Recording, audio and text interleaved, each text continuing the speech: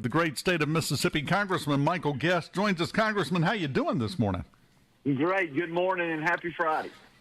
Happy Friday to you. I'm pretty sure you're going to be happy to see this particular week come to an end because it's been busy. It has been, but look, it was a good week. The State of the Union, particularly when President Trump delivers that address, it's always great to be in the chamber. I've had the opportunity to see State of the Unions under Donald Trump and Joe Biden both, and I tell you, it's night and day.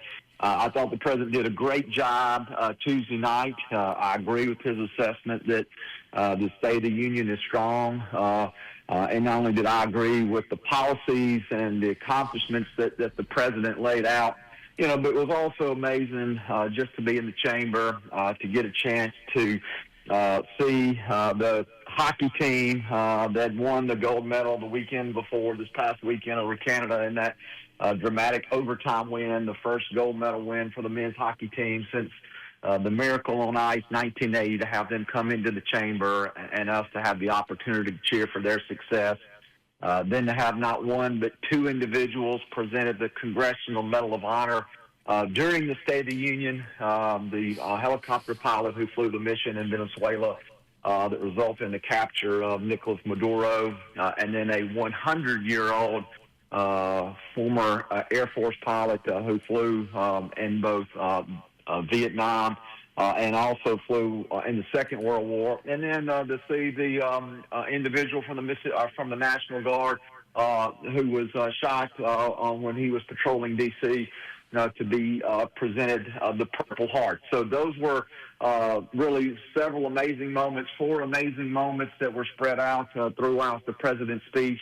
So it was, at least for Republicans, it was an exciting week, a very motivating week as we continue to work hard for the American people. Now, and I have to say, I got a little choked up.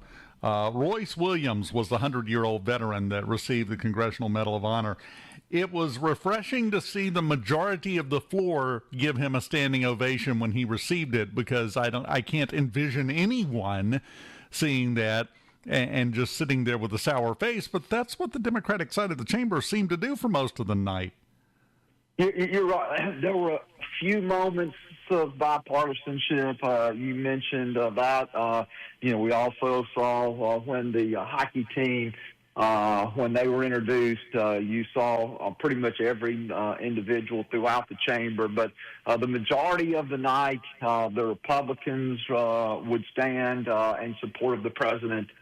The Democrats refused to do so. Even during that crucial question when the president asked everyone in the chamber, do you support and will you fight to protect Americans over immigrants? And we saw that not one Democrat stood, one Democrat applauded. Again, I think it kind of goes to show the divide in Congress that, not only are Republicans wanting to work to make the economy better, to secure the border, to deliver on the president's priorities, but we have a Democratic minority who is doing everything that they can to thwart the president's agenda. And I think that was clearly on display Tuesday night. And I have to wonder how much of it is a disagreement on the policy and how much of it is just, if President Trump came in and said breathing air is good, they would immediately call a press conference on the Democratic side to tell everybody to stop breathing because Trump said to. I think a lot of it is probably the latter. Trump made the statement last year when he delivered his joint address to Congress, that if he were to have come in and miraculously cured cancer, that the Democrats would be opposed to that because it happened under his watch and they would not want him to get credit for that accomplishment. So I think there is a lot of that. I think, that Trump derangement syndrome that you hear talked about, I don't know that it exists all over the country, but I can tell you it exists in Washington, and there is a hatred on the left of President Trump, of what President Trump is trying to do, and they are actively opposing him every opportunity that they have. And so And again, on display Tuesday night, as we saw that, as the president talked about, look, the president brought up, and he talked about the economy at the beginning of the speech. He brought up some very, I think, good data points.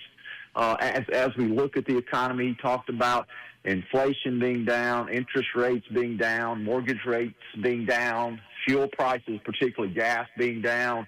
He talked about the stock market being up, GDP being up, the announcement of future economic development in the United States being over $10 trillion, the trade deficit down. So the president brings up good economic points, things that you would think all Americans would be supportive of that. Again, not one Democrat applauded the president for those accomplishments. He talked about the border being secure. He talked about the fact that we had more Americans working today than ever before, that violent crime was down, that Americans were now safer today than they had been in decades. Those are great accomplishments that impact all Americans, that impact Republicans and Democrats, something that we should all be proud of. But yet we saw that none of the Democrats wanted to give the president any recognition for those accomplishments. And again, it just goes to kind of show a broader sense of the division within our country. I got a question for you, and this is you guys have kind of done your job on this already. The SAVE Act. I know it's in the hands of the Senate. What's the scuttlebutt you're hearing? Are we actually going to have a shot to get this passed and require voter ID to vote?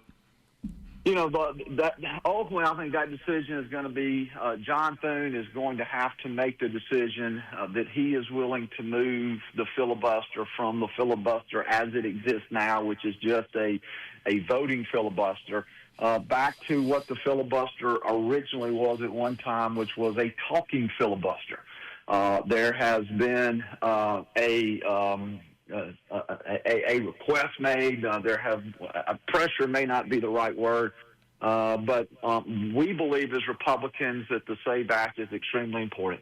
Proving proof of citizenship at time that you register to vote, we think is important for election integrity. Showing a voter ID like we do in Mississippi is important for election integrity. Currently, 35 states, including many Democrat states, require individuals to show a photo ID at the time in which their vote is cast. So this is not a new idea. Voter ID has been around since 1970.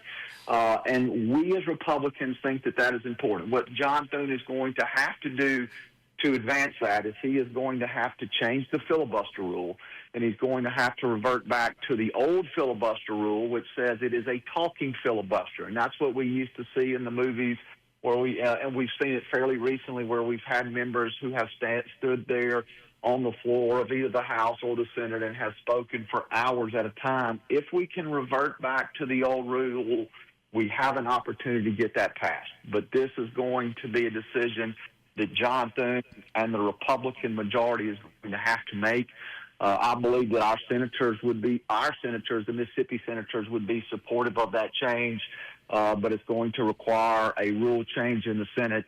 And look, we've got to get this done before now in November. And so time is ticking, time is of the essence, and we need to continue to work to move the SAVE Act. So when we have our elections in November, we have safe elections, we have fair elections, and we have the election integrity and the confidence in elections that all Americans deserve.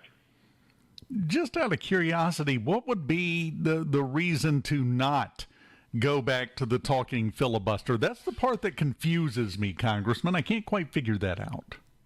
The things in the Senate are based on tradition, and I don't serve in the Senate. In the House, we routinely change our rules, routinely change our process. That for us, change is not something that is frowned upon in the House. But the Senate does so many things based on tradition. When you ask people, well, why does the Senate do things this way? You kind of get the old answer, well, that's the way they've always done that. And I think that's the way that the Senate has always conducted business. They are hesitant to go back to the way that the filibuster was originally envisioned. And look, this is important because the time in which Republicans control the House, the Senate, and the White House, We know that we have those both chambers of the legislative branch. We have the executive branch till at least the end of this year. And the concern is that if we don't pass this legislation before November, we're going to see the possibility of cheating, of fraud in our election process. And that could, in a very narrowly divided House and Senate, that could determine the majority of one of those chambers. So I think the time to act is now.